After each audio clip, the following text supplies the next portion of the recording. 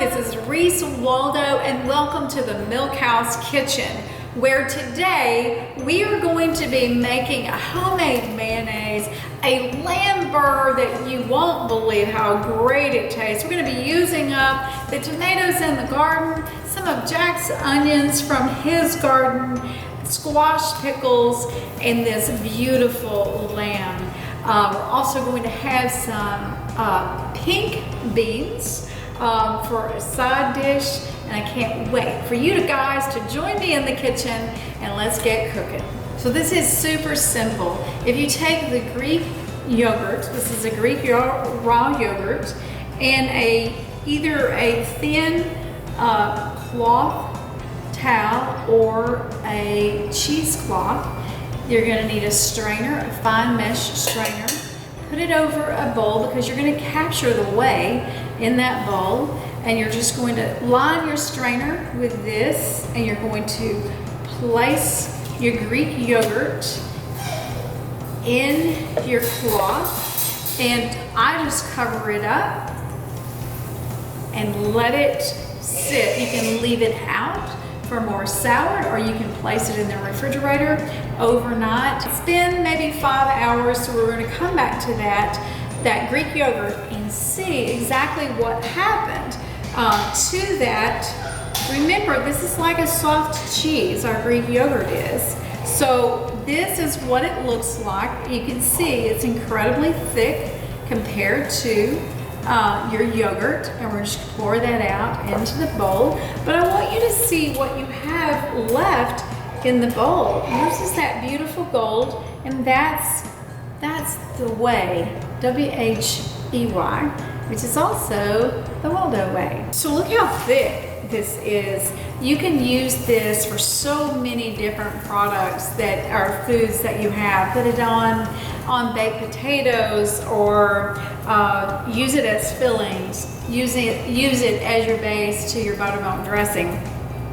But today I want to make our own mayonnaise. I've found that there's very few mayonnaise on the commercial shelf that don't have a lot of the trans fats in it. So I tend to stay away from the mayonnaise, and I love mayonnaise on my sandwiches. And my grandmother made it with olive oil and the eggs when I was growing up, and the lemon, and it was quite delicious. But I find this is just a little bit faster for me to do, and I can make up quite a bit of it and put it in my refrigerator, and so I always have it. A little bit of salt in it. I put a little bit of pepper in it. That's all. This is a dried mustard powder, and we're just going to put a little bit of dried mustard powder in that. I use the garlic salt just because, or you could use garlic powder, but I want to put, just because I want that garlic flavor. If you don't, please feel free to not use that. And then I love to repurpose the brine that's on my pickles. These are great brines. So I'm just gonna add a little bit of this as opposed to the lemon that my grandmother would use. I'm gonna use just a little bit of my pickle brine. So this also has jalapeno peppers in it, so it's going to be a little bit hot too, which is fantastic. And you're gonna just put enough that thins it to your desired thickness. Now, we have gone very accustomed to very, very thick mayonnaises. That's because of the commercial world. But if you use the traditional ones, a traditional mayonnaise that's homemade, they're not that thick because they don't have the thickeners in them. You can also use a rice vinegar if you'd like. You can also put a little bit of coconut oil in it if you want a sweet, a more sweet kind of nutty taste. Some people do like their mayonnaise to be sweet.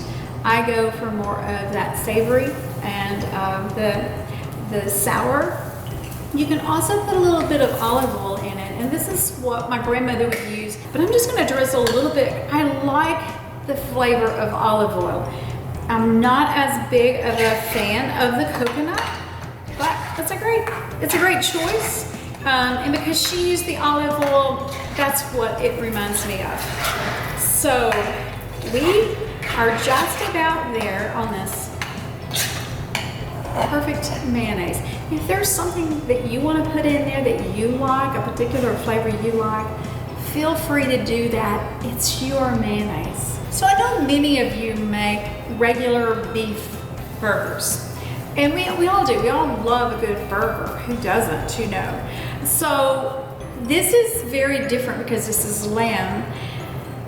If you've had a bad experience with lamb because you thought it tasted a little gamey, try this lamb. I promise you, this lamb does not taste gamey. It's processed the correct way. Many of you get all these fancy things to season your lamb burger, your hamburgers with. With lamb, it really doesn't need that much seasoning as far as I'm concerned, because I want the taste of lamb. I don't want it covered up with anything. So at a bare basic, I just do a little salt and a little pepper.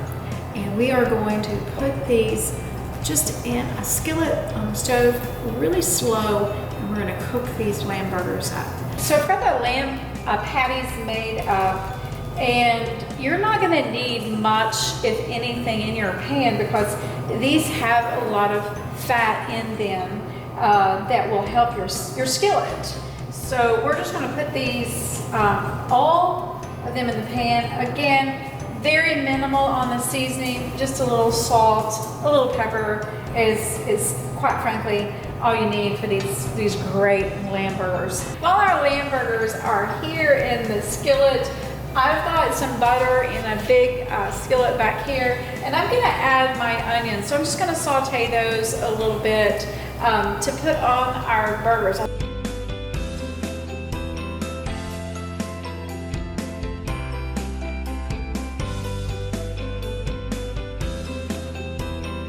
So we're featuring lamb today. We're doing lamb burgers.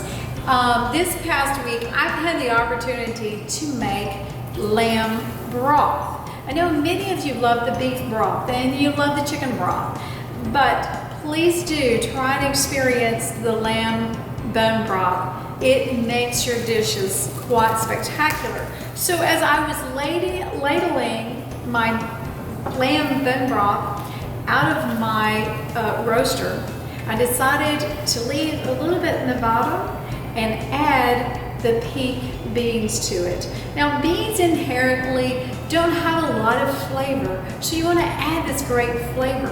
So I just put my beans, I had pre-soaked them for about 30 or 40 minutes in really hot water, washed them, put them in here, covered it up, left them, and I have my pink beans that have been cooked in lamb broth. And the only additional seasoning that I put in these is a little bit of cilantro. If you like the taste of cilantro, please add it. But these beans are going to be flavored like our lamb burgers, and they're just an extraordinary bean.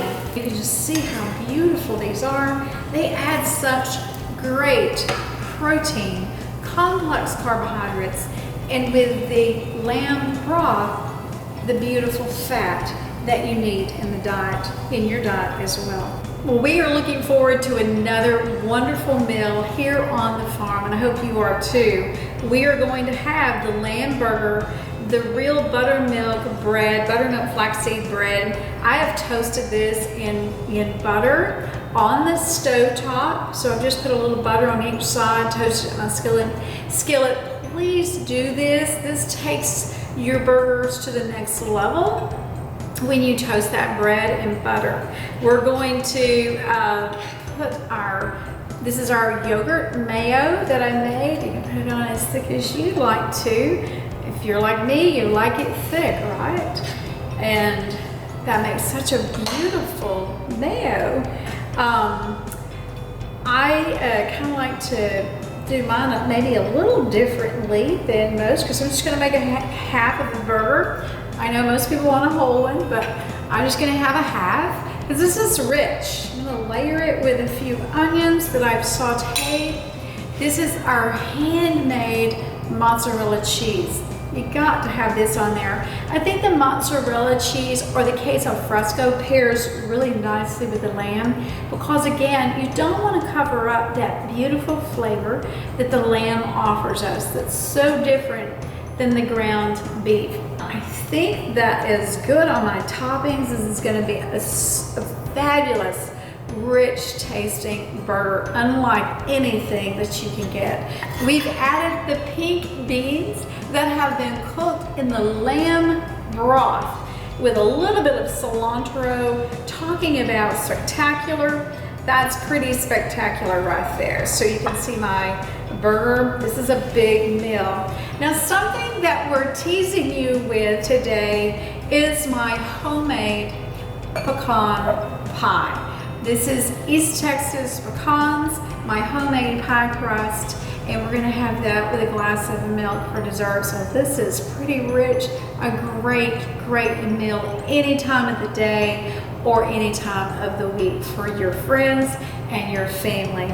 So this is coming soon. I'll show you step by step how to make the best pie crust and pecan pie. Venture out, do some different things in your kitchen, and just have a great time with the ones you love. This is Reese, and as always, wishing you blessings of great abundance.